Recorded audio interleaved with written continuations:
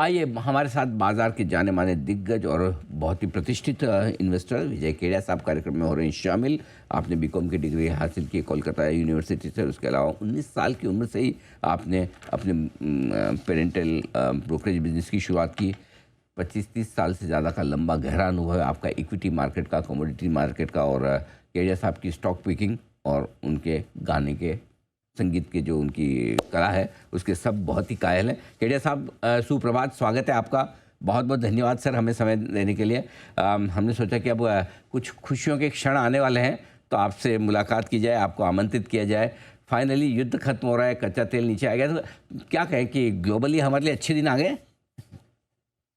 तो सर नमस्कार नमस्कार और सर। आप सब दर्शकों को नमस्कार। और मैं सुन रहा था ये आपकी ये ऐड के पहले आप बोल रहे थे कि छोटे छोटे जो ये हैं इनको छोड़ो और बड़े बड़े मार्केट के अंदर में बड़े बड़े कुछ मूव है वो चुनो, जी जी। जो आप बोल रहे थे। जी तो उस समय सर मेरे को एक दोहा याद आ गया, अगर आपकी अनुमति हो तो मैं जरा सुना दूं क्योंकि बिल्कुल, तो जरूर जरूर। वो सर हाँ थैंक यू सर। वो दोहा ऐसा है कि हंसा बगुला एक सा मान सरोवर माँ है, बगुला चूने माछुरी हंसा मोती खाए। तो ये सर सार है कि मानसरोवर में दोनों है, कोई मोती चुनता है, कोई हीरे चुनता है और कोई मछली मछली। चुनता है। हम्म। तो बात ये है। तो मैं शेयर बाजार भी सर मैं हमेशा बोलता हूँ ये समुंदर के जैसे है। यहाँ पे कुछ लोग तफरी करने के लिए आते हैं, पैर वैर भिगो लेते हैं और चले जाते हैं। कुछ लोग यहाँ पे जो है वो कुछ इकट्ठा कर लेते हैं, शीप इकट्ठा कर लेते हैं। कुछ लोग फिशिंग करते हैं और कुछ लोग मिनरल निकालते हैं यहाँ से। तो जितना अंदर जाएंगे, जितना डीप जाएंगे, जितना करेज रखेंगे, जितना पेशेंस रखेंगे, फायदा उतना ही होगा। तो ये तो सर ये एक सार है शेयर बाजार का। और आपकी बात पे जो आता हूँ, ये युद्ध का जो है ये तो चलिए बहुत देर आए दुरुस्त आए तो ये एक अच्छी आशा की किरण है मार्केट के अंदर में। और ऑफ कोर्स इससे ऐसे लग रहा है कि शायद कि हाँ भाई जो भी खराबी हो, देखिए शेयर बाजार का एक बड़ा अच्छा नियम है सर। और इस पे हम गलत भी हो सकते हैं कि हर समय वो नियम नहीं दोहराया जाता है, लेकिन मेजोरिटी ऑफ द टाइम्स ज्यादातर वो नियम दोहराया जाता है कि यहाँ पर जो भाव बनते हैं ना वो क्राइसिस में बनते हैं सर।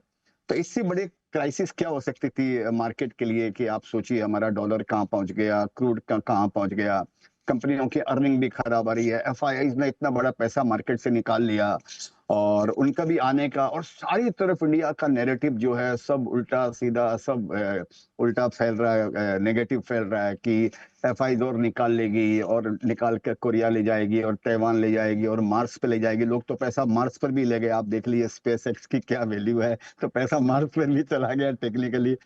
तो सर ये तो चलता रहेगा, लेकिन क्राइसिस में यहाँ पर बॉटम बनता है, ये मार्केट का नियम है। यूफोरिया में टॉप बनता है और क्राइसिस में बॉटम बनता है। तो ऐसे लगता है कि ये इतनी सारी क्राइसिस हम लोगों ने पिछले 2-3 महीनों में जो झेल ली, जो चले आ रहा था 24 में जो हाई बनाया, शायद मोटा मोटी यहाँ कहीं एक सर खत्म होना चाहिए। आपने सही भी कहा कि क्राइसिस में ही आपके लिए बॉटम बनता है और वही सही तय समय होता है। अ, अब चीज़ें ठीक तो हो रही हैं, लेकिन उस समय क्या क्राइसिस में डर बहुत लगता है। शोर शराबा ऐसा है कि सबको लगता है कि अब 24,000 में 22,000, 22,000 में 20,000, 20,000 में 16,000 के टारगेट आ जाते हैं निफ्टी पे, तो फिर लिया नहीं जाता। अभी भी देर तो नहीं हुई 24,000 पे, भले ही ठीक है हम थोड़ा नीचे से ऊपर आ गए, लेकिन क्या लगता है आपको लॉन्गर टर्म विजन के हिसाब से जो इन्वेस्टर्स पैसा लगाना चाहते हैं वो अभी भी मौका देख सकते हैं।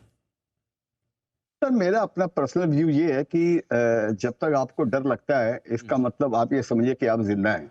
जब अच्छा। आपको जिस दिन जब आपको हाँ मैंने डर अगर नहीं लगेगा आपको मार्केट के अंदर में, तो हम्म। आप बहुत ओवर कॉन्फिडेंट हो गए हम्म। और सब कुछ अपने दांव पे लगाने वाले हो आप।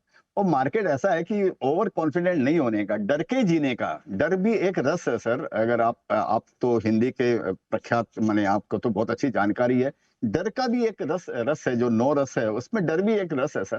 तो डरना चाहिए, लेकिन डर का भी सामना करना चाहिए।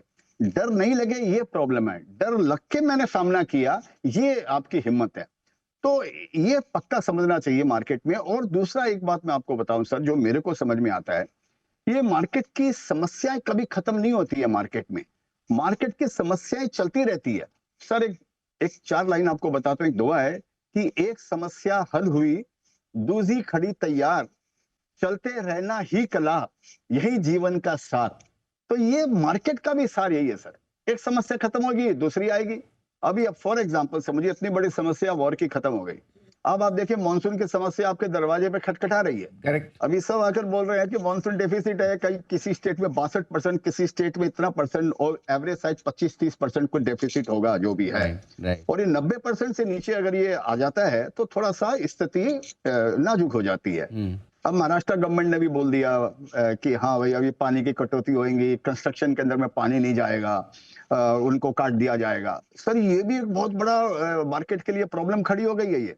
आज सोचिए महाराष्ट्र का कितना बड़ा योगदान है जीडीपी में, उसमें रियल एस्टेट का, कंस्ट्रक्शन का कितना बड़ा योगदान है उस महाराष्ट्र के अंदर में।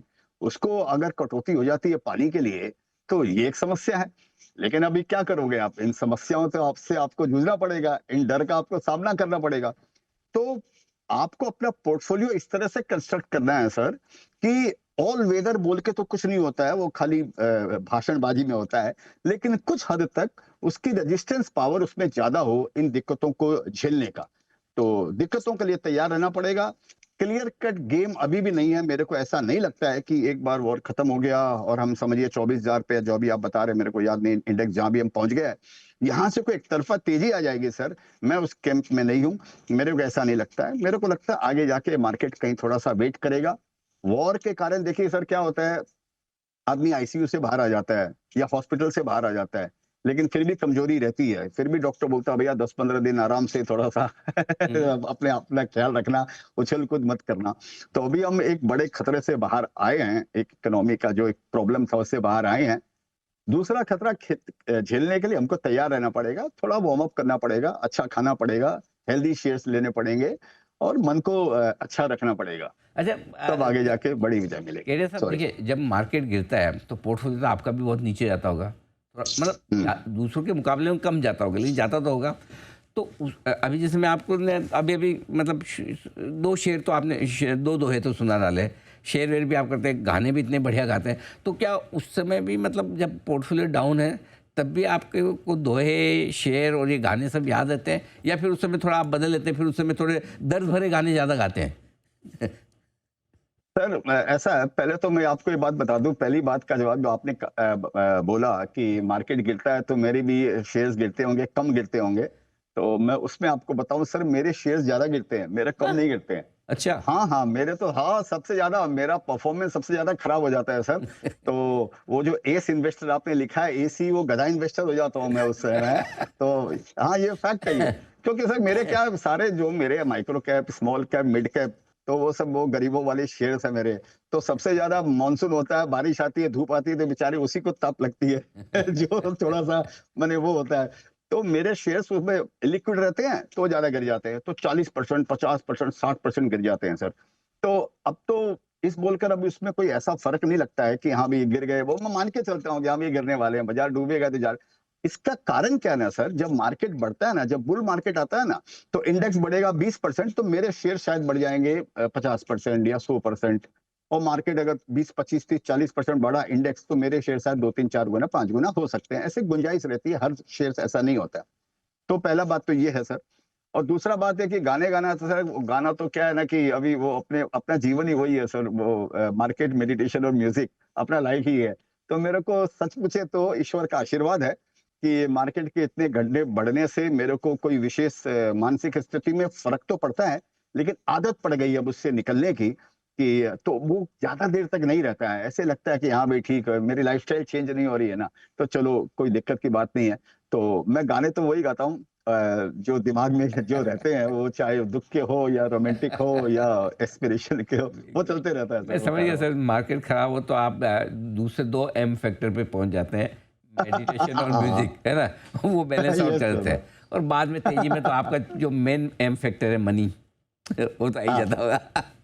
अब बताइए सर, आप जाने जाते हैं कुछ कुछ हमेशा नई नई थीम्स ढूंढने के लिए, कुछ अलग जो मार्केट से हटकर सोच कर थोड़ा डीप सोचते हैं कि व्हाट नेक्स्ट, मतलब क्या बड़ा अगला क्या हो सकता है। अब क्या लग रहा है आपको, कुछ ऐसी चीज़ें जो फोकस करनी चाहिए जहाँ कुछ बड़ा हो सकता है आने वाले 2, 5, 10 सालों में? तो सर जैसे मेरे को कोई पूछता है ना कि भाई मेरा मैं करता क्या हूँ, अगर मैं ट्रेडिंग नहीं करता हूँ तो मैं फिर करता क्या हूँ, तो मैं हमेशा बोलता हूँ कि मेरा काम है सोचना। हम्म। मेरा जो रॉ मटेरियल है ना सर, वो मेरी जो कैपिटल है, पैसे के अलावा जो है वो सोचना। पैसा तो का दुरुपयोग भी हो सकता है, पैसा आप गवा भी सकते हो और मैं गवाता भी हूँ। ऐसी बात नहीं है कि मेरे 10 में से 4-5 शेयर्स हिट होते हैं, बाकी नहीं चलते हैं मेरे को। लेकिन बुके पूरा बनाना पड़ता है। तो उसके अंदर में मेरा काम है सोचना, तो सोचना क्या सोचना? पास्ट टेंस को नहीं सोचना, पास्ट की गलतियों से सीखना, फ्यूचर में उसको कैसे रेक्टिफाई करना है, ये मेरा कर्म है सर।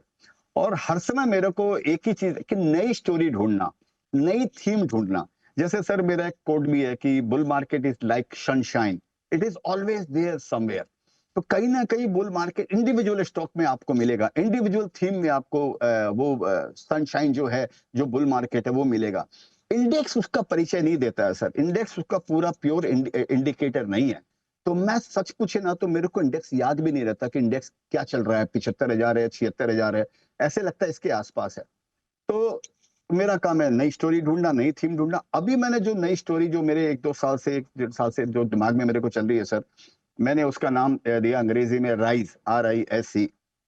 तो मेरे को ऐसे लगता है कि जैसे मैं कई जगह बोल चुका हूँ कि जैसे बॉडी के लिए ऑक्सीजन ज़रूरी है, वैसे किसी भी राष्ट्र के लिए एनर्जी ज़रूरी है।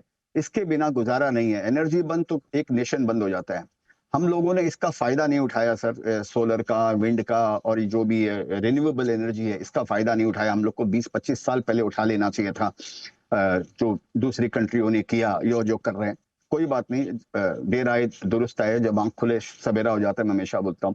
अभी गवर्नमेंट का फोकस हुआ है, 2-3-4 साल में आप देखेंगे ऐसे-ऐसे नाम आ रहे हैं मार्केट में जिनका कहीं अता-पता नहीं था रिन्यूएबल एनर्जी की कंपनियों में।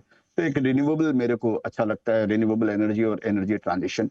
और आई stands for infrastructure sir. Infrastructure के बिना हमारी ये 10 ट्रिलियन, 12 ट्रिलियन या 50 ट्रिलियन जो भी हम बातें करें, ये असंभव है।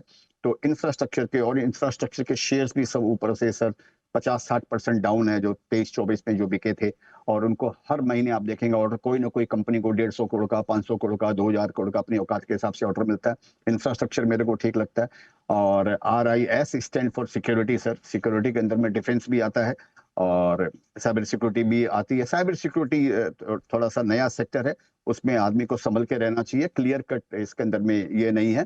इसमें चीजें बहुत तेजी से बदल रही है और लेकिन ये अपना रोल अदा करेगी। और डिफेंस सिक्योरिटी जो अपने जानते ही हैं, तो वो भी अपना यह करेंगी। और ई का जो है वो है इमर्जिंग थीम, जो इमर्जिंग टेक्नोलॉजी है, चाहे वो AI हो, चाहे वो डेटा सेंटर हो, चाहे वो दूसरी ग्रीन वो तो इसमें आ गया। और इस तरह की जो भी है समझिए, वो हम जैसे जीपे, वीपे, यूपे वगैरह करते हैं, इस तरह से और जो भी नई-नई टेक्नोलॉजी आ रही है। लेकिन इसका मतलब ये नहीं कि आप इसमें कोई भी शेयर्स ले लें। इसके अंदर में ये शेयर्स का चुनाव अलग मुद्दा है और ये थीम है जो अलग मुद्दा है। ज़्यादातर शेयर सस्ते नहीं है, तो आपको अपना होमवर्क करना पड़ेगा। बात है, बिल्कुल ठीक बात है। तो ये है बेहतरीन theme, renewable energy, infrastructure, security यानी कि डिफेंस से जुड़े शेयर और साथ ही एमर्जिंग थीम्स जो जो नई थीम्स आपको समय समय पर मिलती है वहाँ पर निवेश करने की राय केडिया साहब की। केडिया साहब बहुत बहुत धन्यवाद आपका, आपने समय दिया और विस्तार से अपने अनुभव और साथ ही बाजार में पैसे बनाने के साथ साथ खुश रहने के गुर जो सिखाए वो ज़्यादा बेशकीमती है, वो ज़्यादा काम आएंगे। Thank you so much sir, और ईश्वर आपकी मुस्कुराहट को इसी तरह से बनाए भी रखे और बढ़ाते भी रहे। बहुत बहुत धन्यवाद। Thank you. Thank you sir, thank you.